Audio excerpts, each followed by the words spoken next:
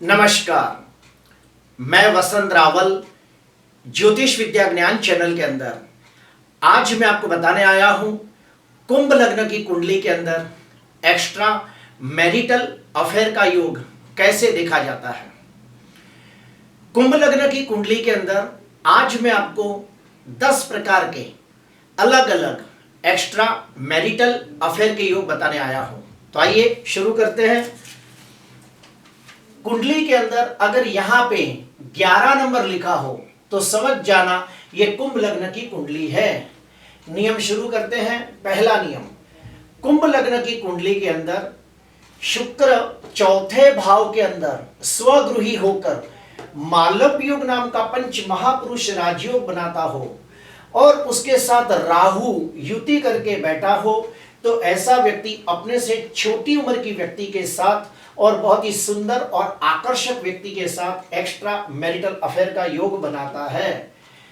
दूसरा नियम, कुंभ लग्न की कुंडली के अंदर सप्तम भाव में राहु बैठा हो या फिर सप्तमाधिपति सूर्य राहु के साथ युति करके सूर्य ग्रहण योग नामक अशुभ योग बनाता हो और कुंडली के अंदर शुक्र शनि मंगल राहु केतु जैसे पाप ग्रहों से द्रष्ट या पाप ग्रहों से पीड़ित होता हो तो निश्चित तौर पे एक्स्ट्रा मैरिटल अफेयर का योग बनता है। तीसरा नियम, कुंभ लग्न की कुंडली के अंदर शुक्र मंगल और राहु ये तीनों ग्रहों की अंशात्मक युति पहले चौथे पांचवें सातवें 10वें 11वें या 12वें भाव में होती हो तो भी ऐसा व्यक्ति निश्चित तौर पे एक्स्ट्रा मैरिटल अफेयर का योग बनाता है। क्यों? क्योंकि जो शुक्र है ये प्रेम, रोमांस, विजातीय आकर्षण और सेक्स का कारक है। जो मंगल है ये शारीरिक शक्ति, ऊर्जा और उत्तेजना का कारक है और राहु गोपनीयता का कारक है। तो जब भी कुंडली के अंदर शुक्र मंगल और राहु ये तीनों ग्रहों की अंशात्मक युति पहले चौथे पांचवें सातवें 10वें 11वें या 12वें भाव में होती हो तो निश्चित तौर पे एक्स्ट्रा मैरिटल अफेयर का योग बनता है। चौथा नियम, कुंभ लग्न की कुंडली के अंदर शुक्र मंगल और बुध ये तीनों की अंशात्मक युति पहले चौथे पांचवें सातवें 10वें 11वें या 12वें भाव में होती हो और उसके ऊपर राहु की वक्री 5वीं 7वीं या 9वीं दृष्टि पड़ती है तो ऐसा व्यक्ति अपने अड़ोस पड़ोस में रहती व्यक्ति के साथ एक्स्ट्रा मैरिटल अफेयर का योग बनाता है। पांचवा नियम, कुंडली के अंदर 12वें स्थान को गुप्त संबंधों का भाव माना गया है।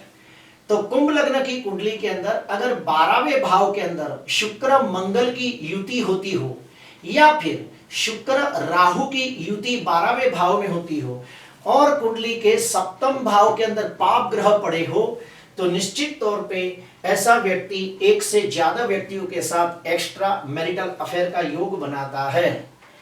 छठवां नियम, कुंडली के अंदर शुक्र शनि और राहु ये तीनों ग्रहों की अंशात्मक युति पहले चौथे पांचवें सातवें 10वें 11वें या 12वें भाव में होती हो तो ऐसा व्यक्ति अपने से बड़ी उम्र की व्यक्ति या फिर पर जाति की व्यक्ति के साथ एक्स्ट्रा मैरिटल अफेयर का योग बनाता है।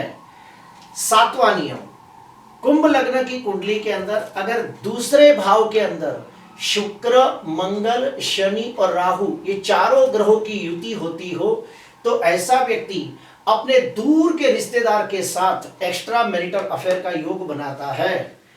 आठवां नियम, कुंभ लग्न की कुंडली के अंदर शुक्र मंगल और शनि ये तीनों ग्रहों की अंशात्मक युति पहले चौथे पांचवें सातवें 10वें 11वें या 12वें भाव में होती हो तो ऐसा व्यक्ति एक से अधिक व्यक्तियों के साथ एक्स्ट्रा मैरिटल अफेयर का योग बनाता है।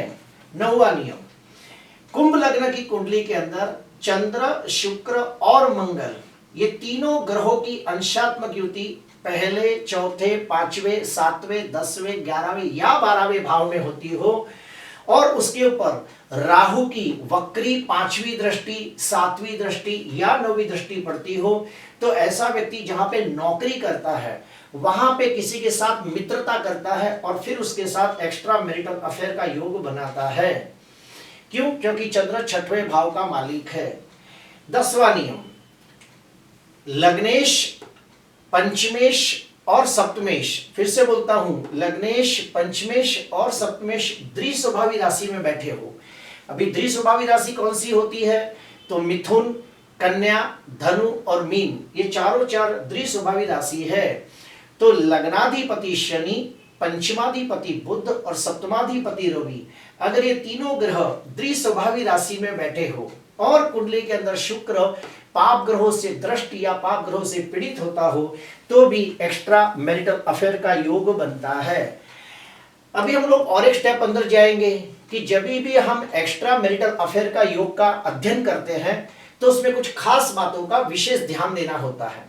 कौन सा? तो सुनिए। पहला, हमें अंश देखने होते हैं। मान लो कि शुक्र और मंगल अगर ये दोनों बहुत ही करीबी अंश में हो तो उसे प्रबल युति मानी जाती है। एग्जाम्पल के तौर पे कि मान लो शुक्र 10 अंश पे है और मंगल 15 अंश पे है तो इसे प्रबल युति माना जाता है। ठीक उसके विपरीत शुक्र 5 अंश पे है और मंगल 27 अंश पे है तो दोनों के बीच में 22 अंशों का फर्क हो गया तो इस युति को कमजोर युति माना जाता है। दूसरा कि जन्म कुंडली के अंदर जो ग्रह साथ में दिख रहे हैं, क्या चलित कुंडली के अंदर भी वो ग्रह साथ में है या नहीं, वो देखना जरूरी है। उसके बाद तीसरा, जन्म कुंडली के अंदर जो योग बन रहे हैं क्या वैसे ही योग नवमांश कुंडली में भी बनते हैं या नहीं। अगर मान लो नवमांश कुंडली में भी ऐसे योग बन रहे हैं तो समझ जाना कि इस योग की प्रबलता काफी ज्यादा है। ये योगों का फल कब मिलता है? तो सुनिए, जो ग्रह ये योग बनाते हैं उन ग्रहों की महादशा, अंतर्दशा, प्रत्यंत दशा के अंदर इन योगों का फल मिलता है। अभी हम लोग जानेंगे कि मान लो अगर कुंभ लग्न की कुंडली के अंदर एक्स्ट्रा मैरिटल अफेयर का योग बन रहा है तो उसे निष्फल कैसे बनाया जाए, उसे कमजोर कैसे किया जाए। तो उसके 5 उपाय मैं आपको बताता हूं। पहला, लग्नाधिपति शनि का रत्न नीलम पहनना चाहिए। पंचमाधिपति बुध का रत्न पन्ना पहनना चाहिए। भाग्याधिपति शुक्र का उप रत्न ओपल पहनना चाहिए। लेकिन हाँ, ये ग्रह नीच राशि में निर्बल नहीं होने चाहिए और 6वें, 8वें, 12वें भाव में पीड़ित भी नहीं होने चाहिए। दूसरा, रोज हनुमान चालीसा का पाठ करें या फिर मंगलवार के दिन 11 बार हनुमान चालीसा का पाठ करें। तीसरा उपाय, सप्तशती का पाठ करें, नरवाण मंत्र का अनुष्ठान करें यानी कि माता दुर्गा की पूजा आराधना करें। चौथा, सोमवार के दिन शिव मंदिर जाकर दूध और पानी को मिलाकर शिवलिंग के ऊपर अभिषेक करते हुए लिंगाष्टकम, रुद्राष्टकम, बिल्वाष्टकम, शिवाष्टकम जैसे स्तोत्र का पठन करें।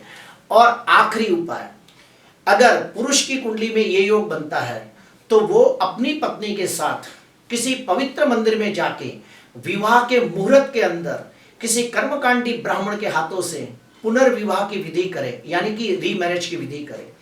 अगर किसी स्त्री की कुंडली में ये योग बनता है तो वो अपने पति के साथ किसी पवित्र मंदिर में जाके विवाह के मुहूर्त के अंदर कर्मकांडी विद्वान ब्राह्मण के हाथों से अपने ही पति के साथ दोबारा रीमैरिज करे यानी कि पुनर्विवाह करे। अगर ये 5 उपाय श्रद्धा से, भाव से, भक्ति से और दिल से किए जाए तो निश्चित तौर पे एक्स्ट्रा मैरिटल अफेयर का योग नहिवत हो जाता है, कमजोर हो जाता है और उसका अशुभ फल नहीं मिलता और पति पत्नी अपना सांसारिक जीवन सुख में, शांति में, आनंद में व्यतीत करते हैं। प्रिय दर्शकों, आज के लिए बस इतना ही। आपको अच्छा लगा हो तो जरूर लाइक करना, सब्सक्राइब करना। नमस्कार।